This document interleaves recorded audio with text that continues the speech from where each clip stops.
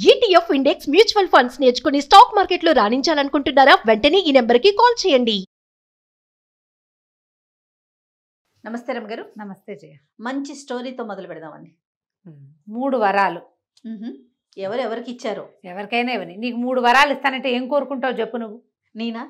ఎప్పటికి ఇలానే ఉండాలని కోరుకుంటారు రమ్మగారు. నా ముందు ఎప్పుడు రమ్మగారే ఉండాలి.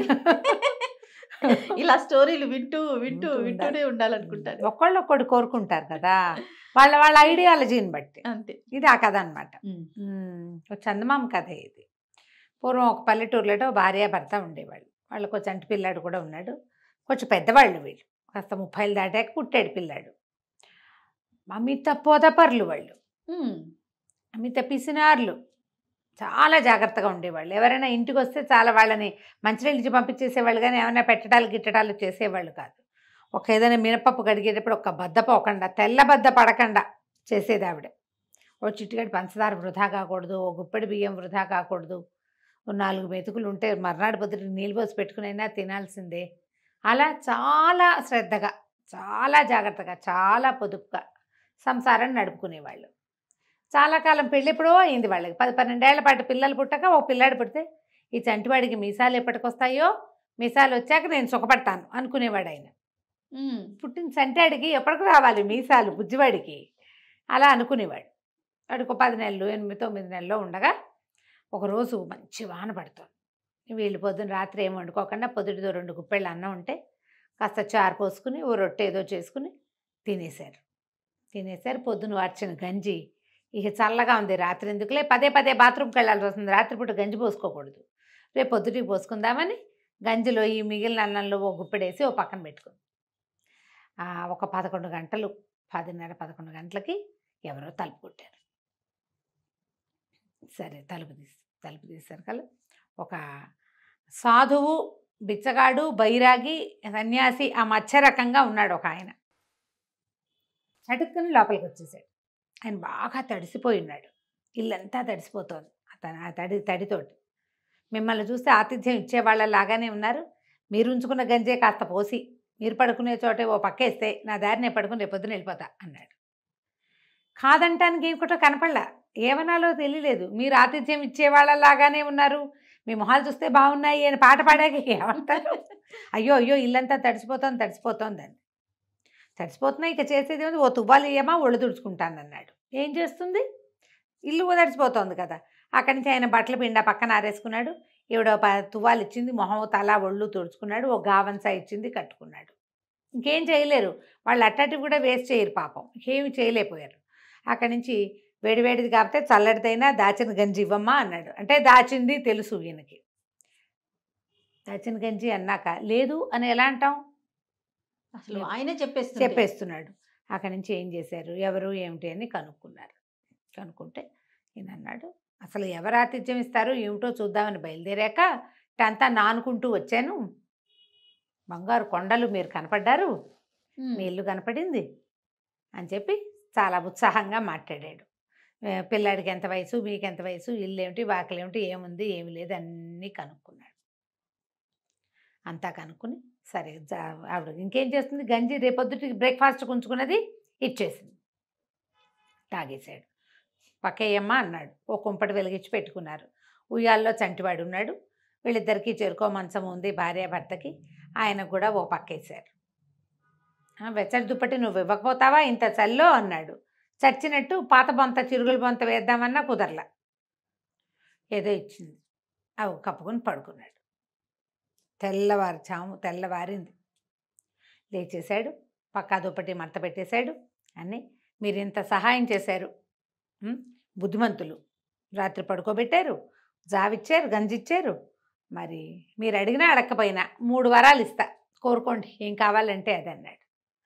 ఈ కోరుకోండి అనేసరికి అంతకుముందు ఇట్లా ఒగ్గుగా ముసిలిగా ఒక రకంగా ఉన్న ఆయన రాత్రి ఉన్నట్టుగా ఇప్పుడు లేడు, కొంచెం దిట్టంగా కనపడుతున్నాడు. మనిషి కొంచెం సాగినట్టున్నాడు, మొహంలో ఏదో వికాసం కూడా వచ్చింది ఆయనకి. 3 వరాలు అడిగేసరికి వీళ్ళు బాగా ఆలోచించారు. ఇద్దరు ఆలోచించి ఏం చేద్దాం అని అనుకున్నారు. ఈయన ఏమనుకున్నాడు, ఈయనకి ఎప్పటి నుంచో కోరిక ఏమిటి, చంటివాడికి మీసాలు రావాలి, నాకేం కోరికలు ఉన్నాయండి, కోరికలు ఏం లేవు, నా చంటాడికి మీసాలు వస్తే చాలు. ఈవిడేం కోరుకుంది, ఏది ముట్టుకుంటే అది ఇంత బారైపోవాలి అని కోరుకుంది. ఈవిడేమనుకుంది, పొద్దున్నే బంగారపు కాసు తీసి ముట్టుకుంటే అది ఇంత పొడుగు కడ్డీ అయిపోతుంది. ఏ బెండకాయో ముట్టుకుంటే ఒక బెండకాయ ఇంత బారు సాగిపోయి ఒక పూటకు సరిపోతుంది. వంకాయ ముట్టుకున్నావు, వంకాయ ఇంత పొడుగు అయిపోయింది. 10 వంకాయలు దొరకకుండా ఓ వంకాయ దొరుకుంటే కూర అయిపోదు. తోటకూర కాడ ఇంత ఉంటుంది, దాన్ని పుచ్చుకుంటే 10 కాడల సైజు అయిందనుకో, ఒక్క కాడే సరిపోతుంది. బంగారు కాసు పుచ్చుకుంటే ఇంత అయిపోతుంది. అవి ఊహించుకుని నేను ఏది ముట్టుకుంటే అది సాగిపోవాలి అని కోరుకుంది. అయిందా? ఆయన ఏం చేశాడు, అలాగే ఈ 2 కోరికలు తీరాక మీకు నచ్చితే 3వ వరం కూడా ఇస్తానే అని చెప్పి వెళ్ళి వాకిట్టు కూర్చున్నాడు. ఇంతలో ఉయ్యాల నుంచి కేవ్వమని కేకమని పిల్లాడు మొయ్యోమని మొత్తుకుంటున్నాడు. తీరా చూస్తే 10వ నెలల చంటి పిల్లాడికి పెద్ద పెద్ద బొంగ మీసాలు వచ్చేసి ఆ మీసాలు గుచ్చుకుని మొయ్యో కొయ్యోమని వాడికి ఏడుపు. ఈవిడేం చేసింది, అయ్యో అయ్యో అని ఉయ్యాల దగ్గరికి వెళ్తూ పెద్దగా తుమ్ము వచ్చింది, హ్యాచ్ అని. తుమ్ము వచ్చేసరికి ఏం చేస్తాం, ఆటోమేటిక్గా ముక్కు ముట్టుకుంటావా, ముక్కు ముట్టుకోగానే ముక్కు ఇంత పడుకుని సాగిపోయి నేలకు తగులుతాం. ముట్టుకుంది కదా, ఏది పట్టుకుంటే అది పొడుగైపోవాలి. ఉయ్యాలు పుచ్చుకుంటే ఏమయ్యేదో ముక్కు పుచ్చుకుంది. ఇంకేముంది, చూసుకున్నారు ఇద్దరు. పిల్లాడికి మిసాలు వచ్చేసాయి, ఈవిడ ముక్కు ఇంత పొడుగు సాగిపోయింది.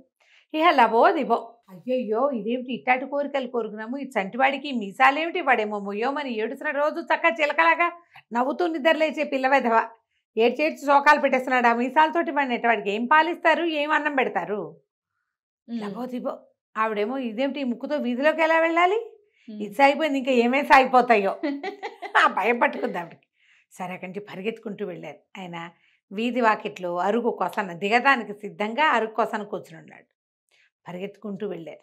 అప్పుడు చూస్తే ఈ 2 వరాలు ఇచ్చిన ఆయన ధగధగలాడే బట్టలతోటి తలతల్లాడుతూ నుంచునున్నాడు. ముసిలిగా బైరాగిగా అలాగ లేడు, బాగున్నాడు. బాబుని మీకు దండం పెడతాము, మాకు ఇచ్చిన 2 వరాలు తీసేసుకొని ఆయన అదే మా 3వ వరం అనుకో. మేమేమనుకున్నాం, ఈ 2 వరాలతోటి ఏమిటో పెద్ద అయిపోతాం అనుకున్నాం. పెద్ద కాదు, ఇదైపోయాం. తీసేసుకో బాబు మీ 3వ వరం, ఇవన్నీ తీసేసుకుంటే ఆయన నవ్వుతూ తీసేసుకున్నాడు. సరే అన్నాడు. పిల్లాడు ఏడవడం మానేశాడు. ఈవిడ ముక్కు మామూలు సైజుకి వచ్చేసింది. ఆయనకి రెక్కలు వచ్చేసాయి. ఆ బైరాగికి ఆ రెక్కలు ఎగరేసుకుని వెళ్ళిపోయాడు. ఊళ్ళో ఉన్న పురోహితుడిని అడిగారు, ఏమిటో ఇట్లా జరిగింది మా ఇంట్లో అంటే, ఆయన ఎవరికైనా ఓ 3 వరాలు ఇవ్వాలి, సహాయం పొందాలి, వరాలు ఇవ్వాలి అని కొంతమంది గంధర్వులకేవో శాపాలు ఉండుంటాయి. ఆయన మీ ఇంటికి వచ్చాడు, మీరు సహాయం చేశారు, మీ బాకీ ఆయన తీర్చేశాడు అంతే. ఇప్పుడు వరాలు కనుక మీరు తెలివిగా అడుగుంటే ఆయన దొరికేవాడు.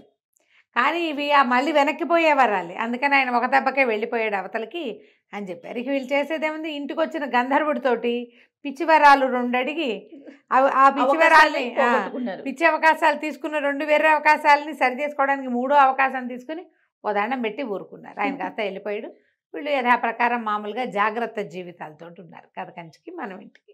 చాలా బాగుంది రమ్మ. కానీ నిజంగా అలాంటి అవకాశం ఉంటే వెంటనే చెప్పలేకపోతాం రమ్మగారు. నీకేం కావాలి అని అడగంగా అంటాం, పైకి తీసుకోవాలి, అది తీసుకోవాలి, ఇది తీసుకోవాలి, నానా ప్రశ్నలు అనమాట. వెంటనే కళ్ళు పైకి వెళ్ళిపోతాయి. మనకి ఏం కావాలి, అసలు నీకేం కావాలి అని అడిగినా కూడా చాలా మంది జయ నీకేమి ఇష్టం అని అడిగితే చెప్పలేరు జయ.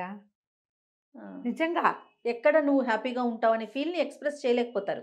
ఇప్పుడు సినిమాటిక్గా నేర్చుకున్నారు కానీ జనాలు నిజానికి రాదు. అవన్నీ ఒక లిస్టు పెట్టుకుని ఎవరిని అడిగితే చెప్పడానికి రాసి పెట్టుకుంటున్నారు.